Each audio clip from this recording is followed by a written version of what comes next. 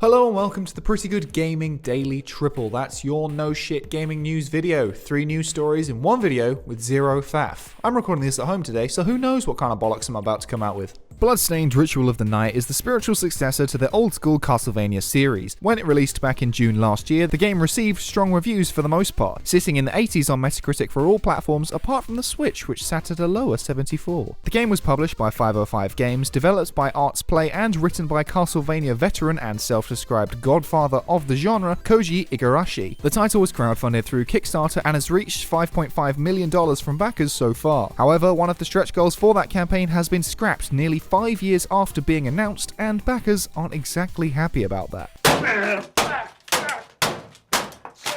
After reaching the original goal of just 500,000, multiple stretch goals were added, going all the way up to 5.5 million. When the project reached 4 million, the goal for reaching 5 million in donations was to add a roguelike mode to the game. This was announced back in June 2015 and would procedurally generate dungeons for players to explore and fight through. In this mode, you'll face a new castle every time, braving its treacherous and massive halls for loot, glory, and the simple, satisfying feeling of going where no Miriam has gone before. Once you've explored its passages and defeated its bosses, you'll get a code that will enable you to share your randomly generated dungeon with a friend. If you find a particularly hard one, you can even share it with an enemy. IGA isn't picky. That 5 million goal was reached in just one day, making it one of the most successful Kickstarter games ever. Who knew people liked side-scrolling puzzle platform and Metroidvania roguelike games? The promised roguelike mode is no longer happening because of incompatibilities with the game's code. In an update posted to the Kickstarter campaign page, game creator Koji Igarashi said, "One of the promised stretch goals for the game was roguelike. Unfortunately, the game that was created early in the game's development is not currently compatible with this type of gameplay,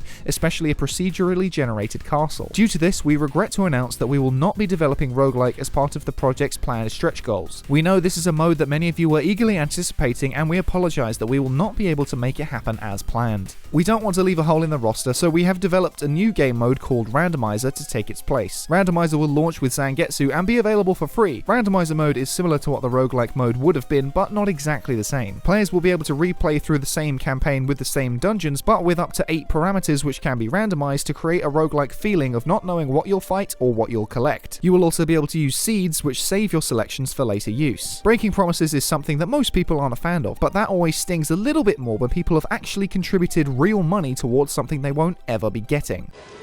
Don't make a girl a promise you can't keep.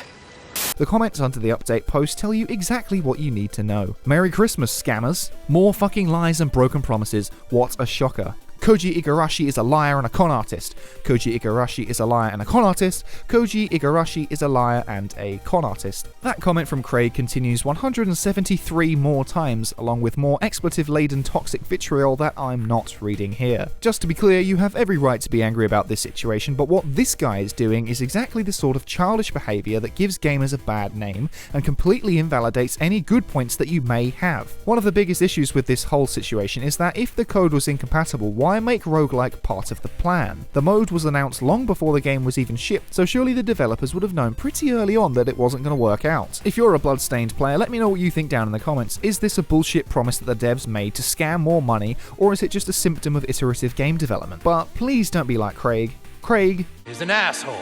And next up, COVID-19, or more commonly the coronavirus, is still at it, continuing to disrupt the games industry. More events have been cancelled, with Games First London 2020 and Google I/O citing the virus as the reason. Games First explained that, in light of the recent and unpredictable developments of the coronavirus and assessments issued by the WHO, we have, with a heavy heart, today made the decision to cancel Games First London 2020 planned for April 1st. Google I/O gave a similar reason, saying, "Due to concerns around the coronavirus, COVID-19, and in accordance with health guidance from the CDC and WHO and other health authorities, we have decided to cancel the physical Google I/O event at Shoreline Amphitheatre. Tickets for both events will be refunded, but it's unconfirmed if either will be rescheduled." However, some researchers are actually using a video game to tackle the virus. Modern problems require modern solutions. Gaming can help fight the virus not just by spending hours alone in your house to avoid contact with any other humans, but by helping scientific research into how to prevent the virus from spreading. Researchers at the University of Washington in Seattle have taken to using the 2008 title Fold It,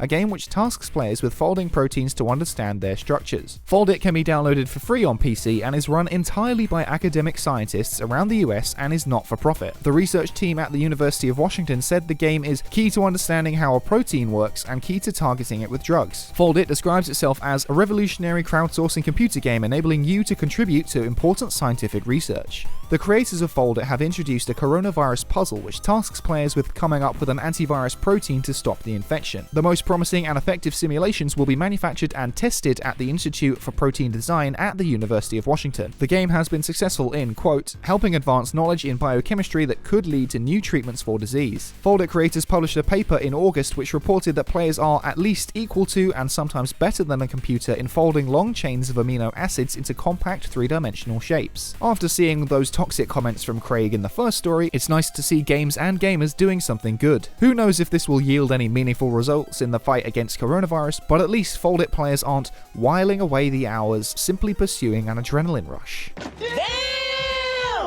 And finally, Call of Duty Modern Warfare has added something new that isn't a bigger gun or a louder bomb, it's something far more innocent. Many kids of the 80s or 90s will remember Tamagotchis, those small virtual critters in wristwatches that you feed and evolve over time. Just whiskers away from infringing any copyright claims, Activision has introduced the Tomagunchi into Modern Warfare, accompanied by a nostalgic VHS quality trailer by fictional company Rothwin Industries. The Tomagunchi functions much in the same way to a regular Tamagotchi, only instead of pressing buttons to feed the little creature, this one feeds on the kills you get in battle. The blog post announcing the Tomagunchi hints at more secrets and Easter eggs associated with this new toy, which will set you back 1,000 COD points, which equals about $10. At least that's cheaper than some of the real ones out there. And that's it for today. If you like this no shit format, go ahead and give the video a like to give it a boost, hit subscribe and the bell to stay notified about all future installments. Toss a coin to your YouTuber over at patreon.com/prettygoodgaming. I've been Henry Cooper. That's all for today.